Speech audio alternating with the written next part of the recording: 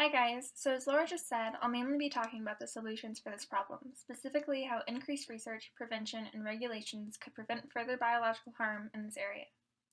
To begin, I'm going to briefly go over the sources of mercury and selenium. Mercury mainly enters the atmosphere through human activities. This includes the use of mercury in products in manufacturing, the mining of mercury ores, and the incidental release of trace concentrations of mercury that is naturally present in limestone, coal, metal ores, and crude oil. Mercury can also naturally enter the atmosphere through environmental sources such as forest fires and volcanoes.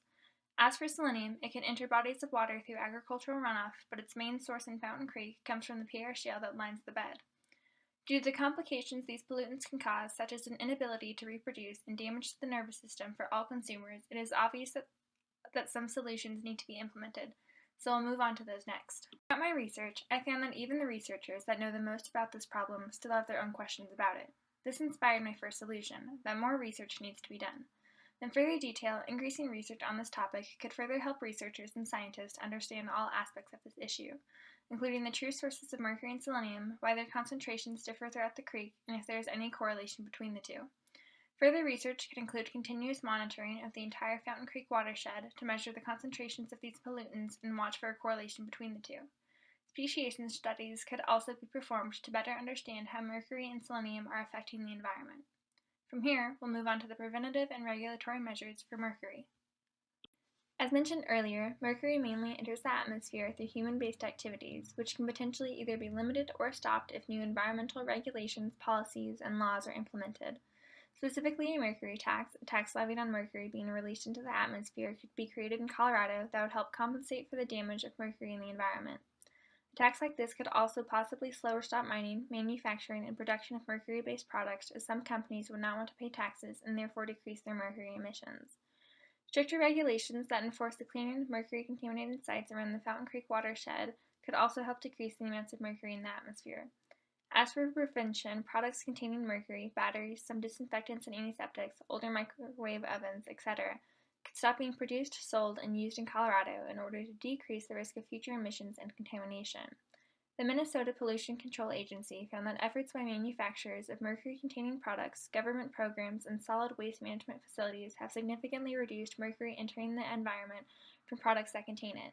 In Hennepin County, Minnesota, mercury emission levels have decreased from 496 pounds in 1990 to less than 21 pounds in 2000, a reduction of over 95%.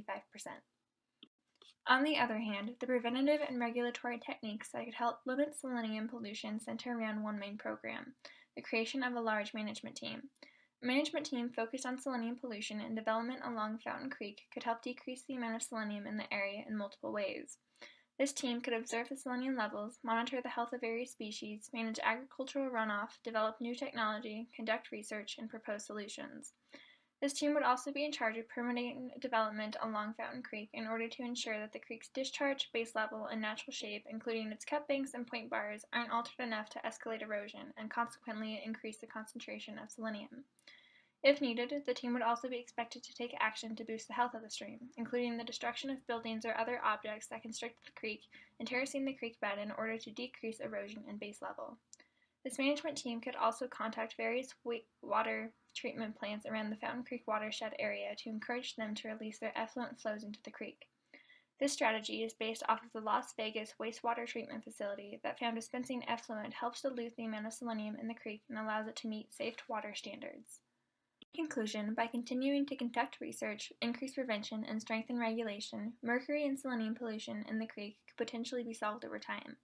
Additional research on this area could broaden the understanding of all aspects of mercury and selenium pollution, not only in Colorado, but hypothetically worldwide. This could also possibly lead to unique innovations that could help adapt to or even possibly reverse this problem. Alongside the benefits that come with more research, enhanced implementation of preventative and regular techniques in this watershed could inhibit this issue from becoming worse in the future. This could in time strengthen the overall health of the surrounding environment by eliminating mercury and selenium emissions. Time is more critical than ever to further practices like these, as they may be the only keys to raising awareness of this issue and stopping it from becoming more detrimental.